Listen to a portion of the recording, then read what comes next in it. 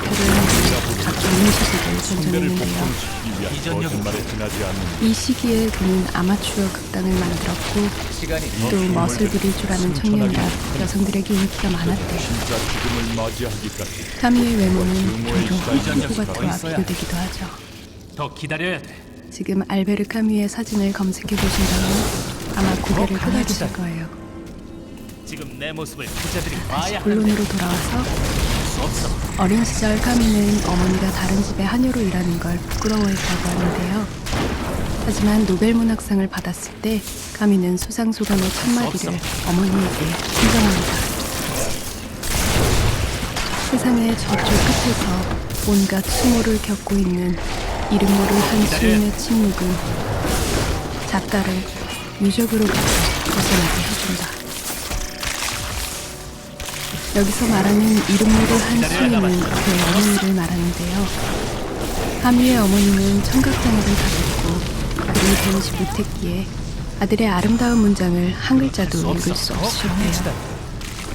그러니 타인과의 소통수단을 잃어버린 카미의 어머니야말로 세상의 저쪽 끝에 갇힌 진정한 수인이며 그 깊고 어두운 침묵이 아들을 유적으로부터 벗어나게 해줬다는 마음을 수상소감으로 표현한 겁니다. 더 기다려야죠. 내가 나한테 반하겠어. 카미가 노벨 문학상을 받았을 무렵은 알제리가 프랑스에 맞서 독립전쟁을 벌이고 있었을 때인데요. 더 기다려야 돼. 알제리 사람들은 정치적인 이유로 프랑스 사람인 카미를 비난했고 프랑스 지식인 사회에서도 노벨이 끝장난 작품에 왕관을 씌운다고 야유를 퍼부었습니다. 카미가 이런 비판의 세례 속에 있었던 것은 태어나서 27살까지 살았던 그리고 어머니가 살고 있는 알제리와 아버지의 나라 프랑스를 그가 동시에 껴안고 있었기 때문인데요. 두 세계를 대립적 관계로 보는 많은 사람에게 카미는 이방인으로 비춰질 겁니다. 그래서였을까요? 그는 제2차 세계대전의 한복판에서 20세기 최고의 문제작 이방인을 발표하여 세상의 주목을 받으며 역대 두 번째 최연소자로 노벨 문학상을 받게 됩니다. 그리고 47살이라는 이른 나이에 불의의 사고로 불현 죽음을 맞이한 카미. 카미의 죽음은 한편의 부조리극처럼 들이닥쳤습니다. 프랑스의 전원마을 루르마랭에서 지내던 카미는 파리로 가기 위해 접근을 예약하지만 예정이 없던 친구가 찾아오고 그 친구의 승용차를 타고 파리로 향합니다. 그리고 그것은 카미가 그토록 사랑했던 루르마랭으로 다시는 돌아올 수 없는 영원히 중단되어 버린 기로가 되어버리고 말죠. 그때 카미의 가방 속에는 유년 시절의 삶과 기억을 복원하기 위해 자전적으로 쓴 최초의 인간, 그리고 그의 주머니 속에는 원래 타고 가려고 예약했던 파리행 열차표가 들어있었다고 합니다. 한편의 부조리극처럼 그리고 내리쬐는 태양처럼 뜨겁게 살다간 알베르 카미. 자, 이제 그의 작품 이방인을 만나볼 건데요. 이방인은 충격적인 첫 문장으로도 유명하죠. 그 충격의 문을 열고 알제의 이글거리는 태양 속으로 걸어가 볼까요?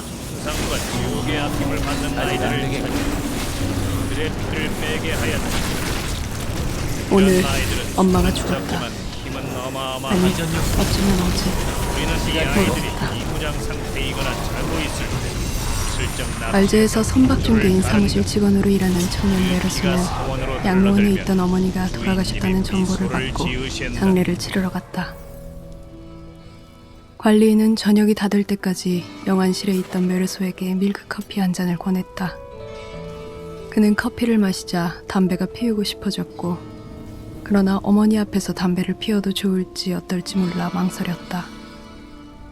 하지만 생각해보니 꺼릴 이유가 조금도 없었다. 그는 관리인에게도 담배 한 대를 권했고 관리인은 담배를 받아들였다.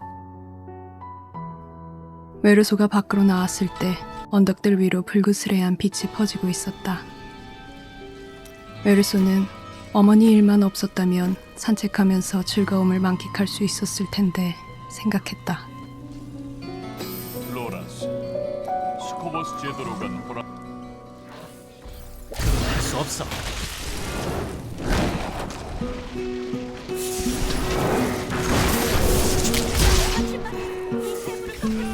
그건 이전력 없어 있어야.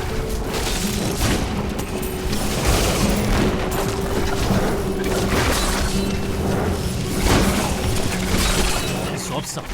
집으로 돌아온 메르소는 어제 장례식의 일로 잠자리에서 일어나기가 힘들었다. 애써 몸을 일으켜 오늘은 무엇을 할까 생각하다가 해수욕장으로 나갔다. 그는 물속에서 마리를 만났다. 그녀는 같은 사무실에서 일했던 더 사이였다. 기다리고 있어. 그는 그녀에게 영화를 보자며 데이트 신청을 했다. 마리는 메르소가 검은 넥타이를 맨 것을 보고 상중이냐고 그건 할 수 물었다. 없어. 메르소는 어제 어머니가 돌아가셨다고 짧게 답했다. 영화가 끝날 무렵 메르소는 마리에게 키스를 했지만 서투르게 되고 말았다. 다음날 메르소는 종일 일을 했고 사무실 안에 몹시 타왔다. 더 기다려야 돼. 퇴근 후에는 고춧가루 따라 걸어서 곧장 집으로 돌아왔다. 그는 컴컴한 층으로 올라가다가 같은 층에 사는 여우신 영감과 마주쳤다. 강해졌어. 영감은 볼 때마다 늘 걔에게 욕짓거리를 퍼붓고 있었다. 강해질 줄 몰랐는데. 그때 메르소와 같은 층에 사는 또 다른 이웃사람 레몽이 들어왔다. 지금 내 모습을 그자들이 그날 봐야 밤 한대. 메르소는 레몽의 집에 초대를 받았는데 그는 오늘 싸움을 한 사내가 자신이 만나던 여자의 오빠라고 했다. 그러면서 여자가 자신을 속여 헤어졌는데 여자가 후회하게 만드는 그런 편지를 보내고 싶어 했다. 메르소는 편지를 써주었다. 레몽은 매우 마음에 들어했다. 더 기다려야 돼. 다음날 레몽의 방에서 남자 소리가 터져나왔다. 넌 날 그건 무시했어. 할 수 없어. 나를 무시하면 어떻게 되는지 가르쳐주지.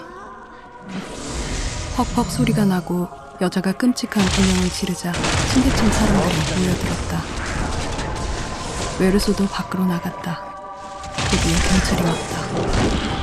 메르소는 집으로 돌아와 잠이 들었다. 더 기다려야 돼. 하지만 곧 문 두드리는 소리가 들리더니 레몽이 문을 열고 들어왔다. 레몽은 메르소에게 경찰서에 가서 증인을 서줘야겠다고 말했다. 난더 메르소는 강해졌어. 그의 증인을 서주기로 했다. 다시 어때?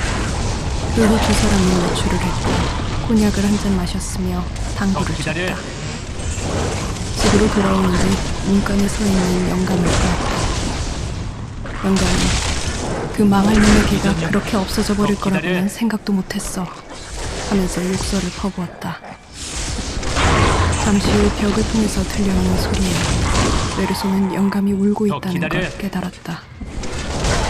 그리고 왜 그랬는지 모르겠지만 어머니 생각에 날 막을 수 없지.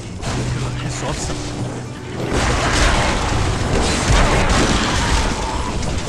며칠 후 메르소는 레몬과 경찰서에 함께 갔고 그 여자가 레몬을 무시했다고 증언했다. 레몬은 경고를 받고 나왔다. 다음날 메르소와 레몬과 마리는 레몬 친구의 별장에 가기로 했다.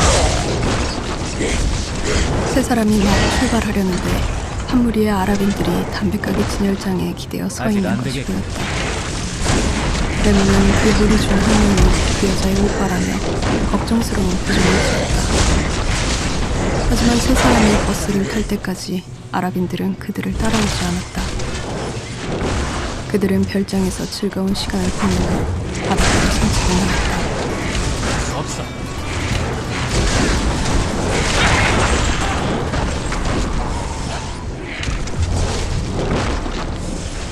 더 기다려야 돼.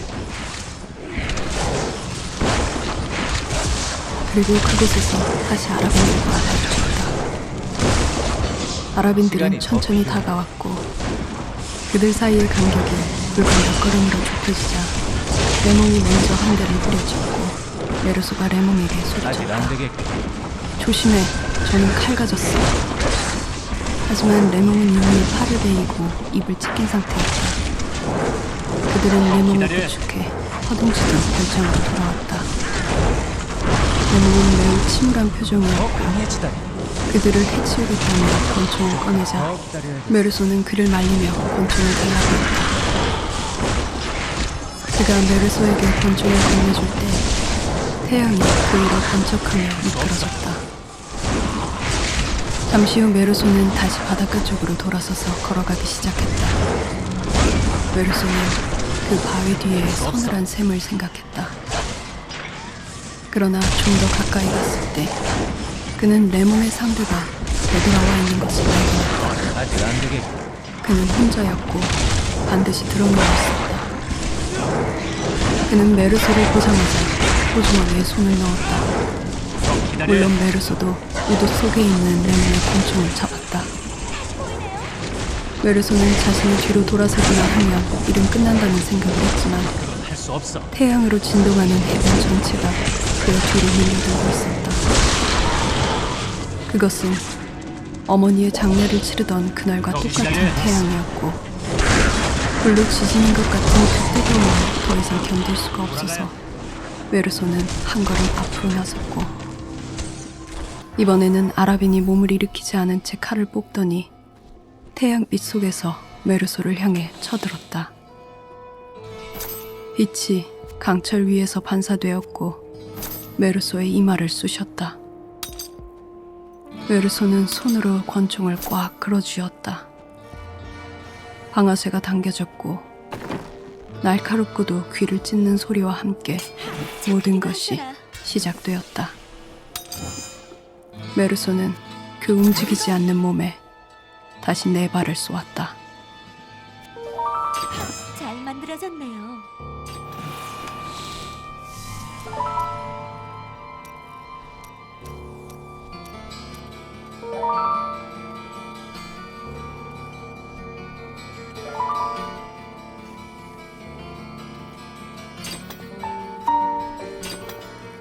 메르소는 호송차에 실려 법원으로 갔다. 재판장은 양로원 관리인의 진술을 들었다. 그는 메르소가 담배를 피웠고 잠을 잤고 밀크커피를 마셨다고 말했다. 멋져요. 다음은 마리가 들어왔다. 검사는 그녀에게 언제부터 메르소와의 관계가 시작되었느냐고 물었고 이야기를 다 듣고는 또박또박 말했다. 배심원 여러분, 어머니가 돌아가신 바로 그 다음 날 이 사람은 해수욕을 했고 부적절한 관계를 맺기 시작했고 영화를 보러 가서 시시덕거렸습니다. 뒤이어 레몽의 차례가 되었다. 그가 마지막 증인이었다. 레몽은 메르소가 바닷가에 아라빈과 같이 있었던 건 우연이었다고 말했다. 그러자 검사는 이 사건의 발단이 된 그 편지를 메르소가 쓰게 된 것도 메르소가 경찰서에 가서 레몽의 증인을 선 것도 우연인지 알고 싶다고 했다. 그리고 끝으로 레몽에게 생활수단이 무엇이냐고 물었다. 창고 감독이라고 레몽이 대답하자 검사는 배심원들에게 증인이 포주 노릇을 업으로 하고 있다는 것은 두루 알려진 사실이라고 말했다. 메르소는 사형 선고를 받았다. 그는 참으로 오랜만에 어머니를 생각했다. 그토록 죽음이 가까운 시간에 어머니는 마침내 해방되어 모든 것을 다시 살아볼 준비가 되었다고 느꼈던 것 같다. 아무도 어머니의 죽음을 슬퍼할 권리는 없는 것이다. 그에게 남은 소원은 다만 그가 처형되는 날 많은 구경꾼들이 모여들어 증오의 함성으로 그를 맞아주었으면 하는 것뿐이었다.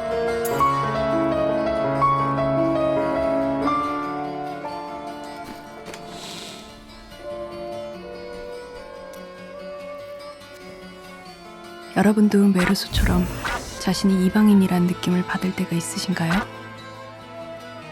이방인은 문학사상 가장 충격적인 첫 줄, 오늘 엄마가 죽었다. 이 문장으로 우리를 지체 없이 이방인의 세계로 안내합니다. 인간은 태어나 그리고 죽는다.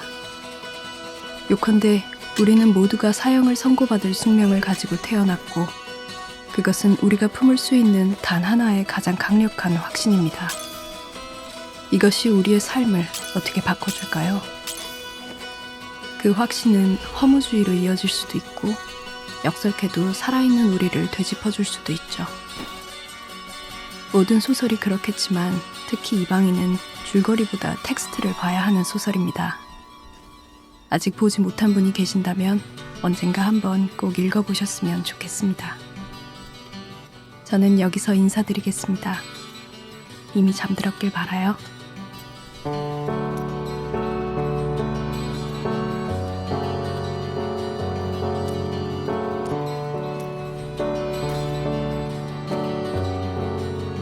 오늘 운명이 당신에게 소중했군요. 잊지 마세요. 운은 늘 변한답니다. 운이 좋군요. 꼭 타셔야 해요. 뭐야? 그런 게 나한테 있었다니.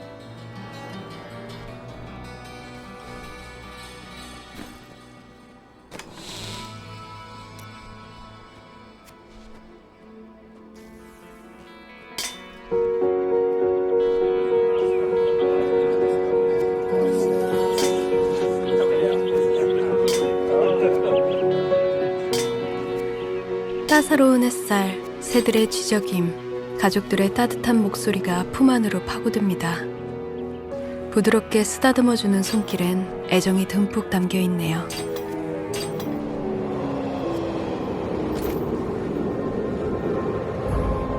그런데 순식간에 신기루처럼 모든 게 사라지고 살갗을 베는 듯한 추위가 온기를 대신합니다.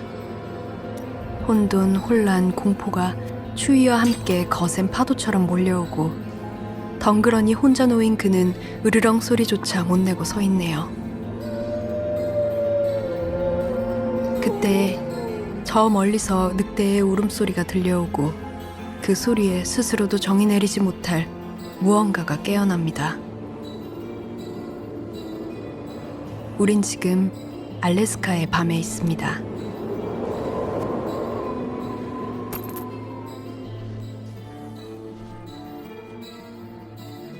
1900년대 초 미국의 우상으로 군림했던 잭 런던. 그가 바로 오늘 우리가 만날 책 야성의 부름을 쓴 작가입니다. 작가 중에 작가 일만 했던 사람도 드물지만 잭 런던처럼 이렇게 많은 일을 경험한 사람도 드물죠. 그는 가정 형편 때문에 어릴 때부터 신문 배달, 통조림 공장 직공, 어업 감시원, 바다 표범 잡이배의 선원, 불황자, 알래스카 노다지꾼 등 다양한 노동을 경험합니다. 이런 경험은 그의 글의 밑거름이 되었죠. 우편국에 근무하며 몇몇 단편을 잡지에 기고해 작가의 길로 들어섰고 1900년에 단편집 이리의 아들을 발간해 문단의 주목을 받습니다. 그리고 야성의 부름으로 세계적인 베스트셀러 작가가 되죠. 그의 책은 조지 오웰에게 영향을 주기도 했답니다. 그는 모험가이기도 했습니다. 1907년엔 샌프란시스코에서 시드니까지 스나크호라는 배를 타고 직접 선장이 되어서 아내와 세계 일주를 했거든요. 몇 번의 죽을 고비를 넘기는 아주 고생스러운 모험이었지만 그는 이것을 꿈의 실현이라고 말했습니다. 잭 런던은 한국에 온 적도 있습니다. 종군 기자로 조선에 와서 야성의 부름 낭독회를 열기도 하고 또 일본군을 따라 러일 전쟁을 취재하면서 조선 사람에 대한 책을 발간하기도 했어요.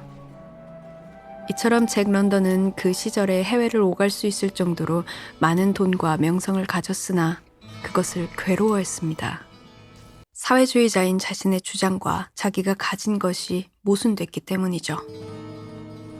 야성의 부름은 잭 런던이 초창기에 발표한 작품으로 지금까지도 꾸준히 사랑받는 작품 중에 하나입니다.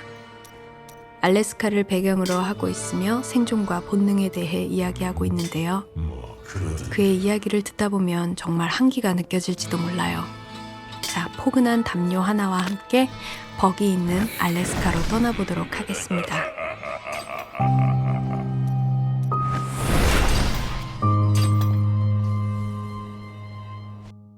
오늘의 주인공 벅은 햇빛이 잘 드는 어느 큰 저택에 살았습니다. 그 위대한 장원의 지배자는 벅이었어요. 그는 인간들 사이에서도 왕이었습니다. 그러나 그는 돈에 목마른 정원사로 인해 북극으로 강제 이동됐죠.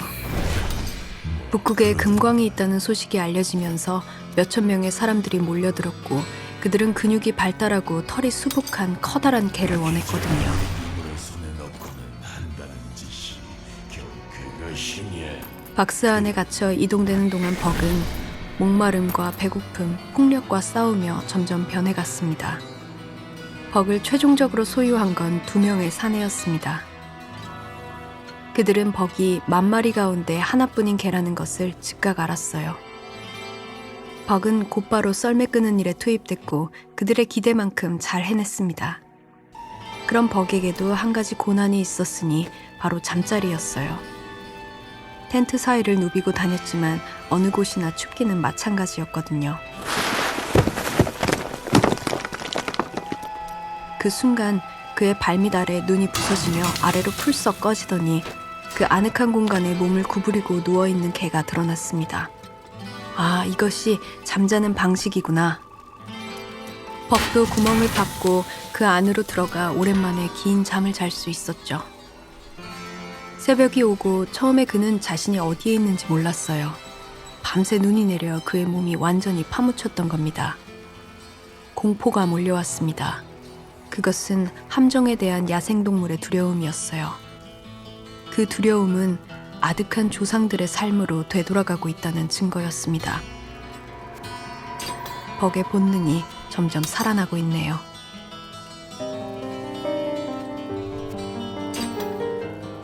벅은 남의 것을 넘보는 짓도 서슴지 않았어요. 이 일은 그의 도덕성이 마모되고 붕괴되는 과정이기도 했습니다. 생존 경쟁이라는 무자비한 투쟁에서 도덕성은 허용에 불과하고 장애물에 지나지 않았거든요. 그의 본능은 여러 모습으로 깨어났습니다. 약한 동물을 보면 벅은 선두에서 달렸어요. 그는 살아있는 고기를 이빨로 물어뜯고 보란듯이 주둥이를 따스한 핏물에 씻어내고 싶어 했습니다. 삶에는 그 이상 올라갈 수 없는 어떤 정점을 나타내는 환희가 있습니다. 그런 것이 살아있음의 역설이죠.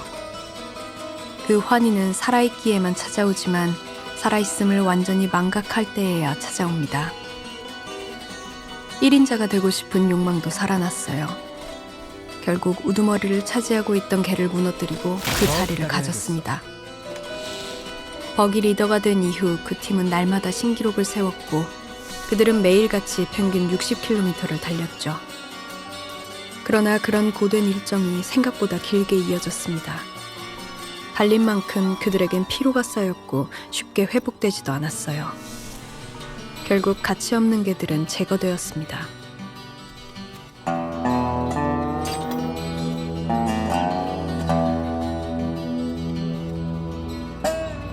미국에서 온 사람들이 벅과 다른 개들, 장비 일체를 헐값에 샀는데 벅은 이들을 믿을 수 없다고 막연하게 느꼈어요.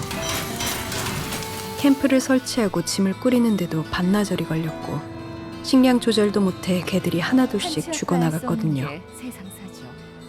그들은 많이 지친 모습으로 강 입구에 세워진 손턴이라는 남자의 캠프로 들어갔습니다. 손턴은 충고했습니다. 강바닥에 갈려져 길이 없어지니까 여행을 늦추는 게 최선일 겁니다. 그러나 그들은 가야 한다며 벅에게 채찍질을 휘둘렀습니다. 허나 벅은 꼼짝도 하지 않았고 신음하지도 않았어요. 보다 못한 손턴이 벅의 주인을 세차게 내리치며 말했습니다. 저 개를 또다시 때리면 넌 내 손에 죽는다. 벅이 죽은 것과 다름없다고 판단한 그들은 벅을 두고 다른 개들과 떠났습니다. 손턴은 무릎을 꿇고 앉아 거칠면서도 친절한 손길로 벅을 살펴보았어요. 이제 손턴이 벅의 주인이 됐네요.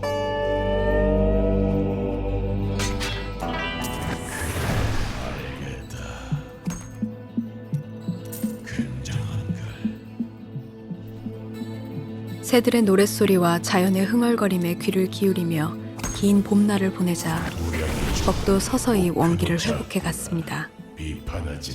그는 생전 처음으로 진실하고 열정적인 사랑을 경험했습니다. 벅의 생명을 구해낸 그 사내는 그의 모든 것이었어요. 벅은 손턴이 거칠게 포옹할 때나 귀에 대고 욕을 속삭일 때 가장 행복했죠. 그러든가. 그러나 손턴을 사랑하는 그의 마음이 아무리 강해도 북극이 불러일으킨 원시적 기질은 그대로 살아남아 내부에서 꿈틀거렸어요. 벽의 뒤에는 온갖 종류의 개들 그림자가 길게 드리워져 있었고 이 그림자들이 벽에게 너무나 강력하게 명령해서 인간과 인간의 요구들은 날마다 그에게서 멀어졌죠. 이따금 숲속 깊은 곳에서 그를 부르는 소리가 들렸습니다. 그 소리를 들을 때마다 벅은 커다란 불안과 욕망으로 물들어갔고 때로 그는 그 소리를 찾아 숲속으로 들어가기도 했어요.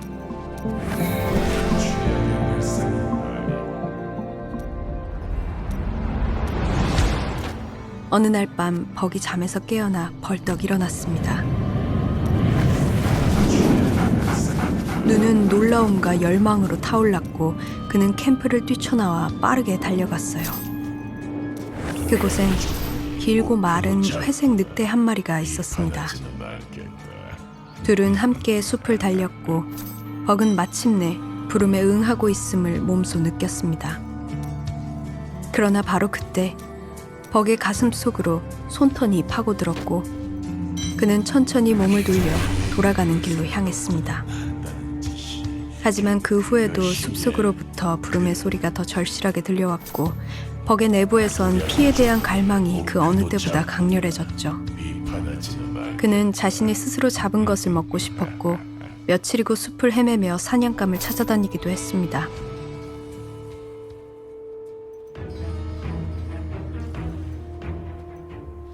그런데 사냥을 마치고 손턴에게로 돌아가던 길, 벅은 목덜미와 어깨의 털이 한꺼번에 솟아오르는 광경을 목격하고 말았습니다. 목표도 작구나. 벅이 자리를 비운 사이 손턴의 캠프가 누군가에게 공격을 받은 겁니다. 타오르는 분노가 솟구쳤고 일생의 처음이자 마지막으로 그의 감정이 이성과 책략을 누르고 폭발했습니다.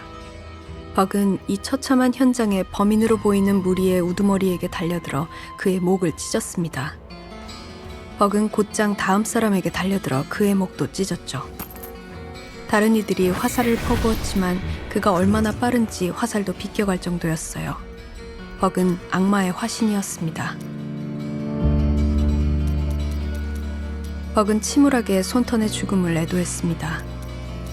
그때 숲속에서 어떤 생물의 부스럭거리는 소리가 들렸고 다시 한번 벅은 그 소리가 기억 속에서 끈질기게 들려왔던 다른 세상의 부름이라는 것을 알았습니다. 그는 부름에 복종할 준비가 돼 있었죠. 이제 손턴이 없으니까요. 그 후 숲에서 벅은 늑대 무리와 마주쳤습니다. 가장 대담한 놈이 먼저 벅에게 덤벼들었지만 상대가 되지 않았어요. 그때 늙은 늑대가 앞으로 나와 무리가 따라 짖도록 유도하며 숲속으로 달려갔습니다. 늑대들은 입을 모아 짖으면서 뒤를 따랐고 벅 역시 그들과 함께 짖으면서 나란히 달렸습니다.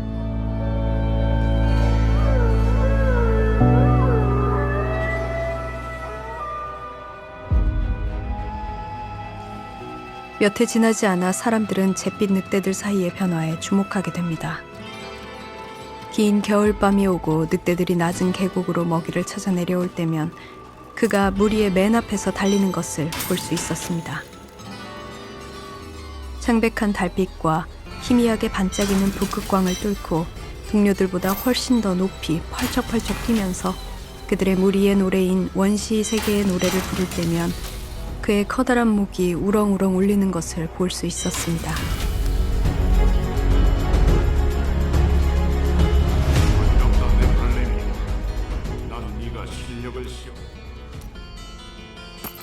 이제 창문을 닫아 알래스카의 매서운 바람을 막아봅니다. 목표도 작구나.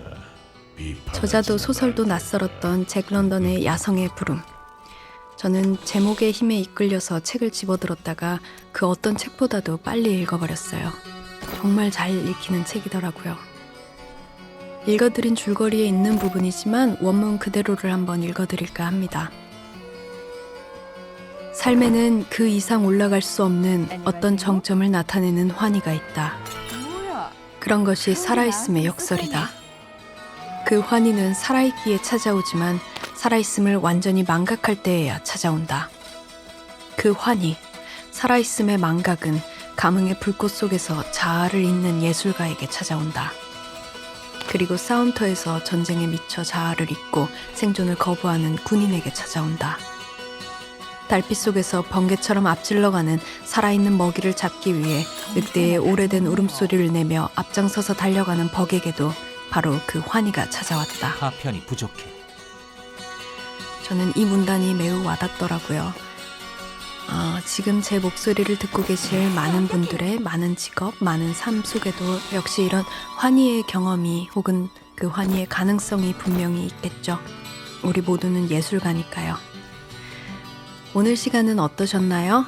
알래스카의 바람을 조금이나마 느끼실 수 있었다면 좋겠어요. 그보다도 이미 꿈속이라면 더 좋고요. 이미 잠들었길 바라요. 안녕.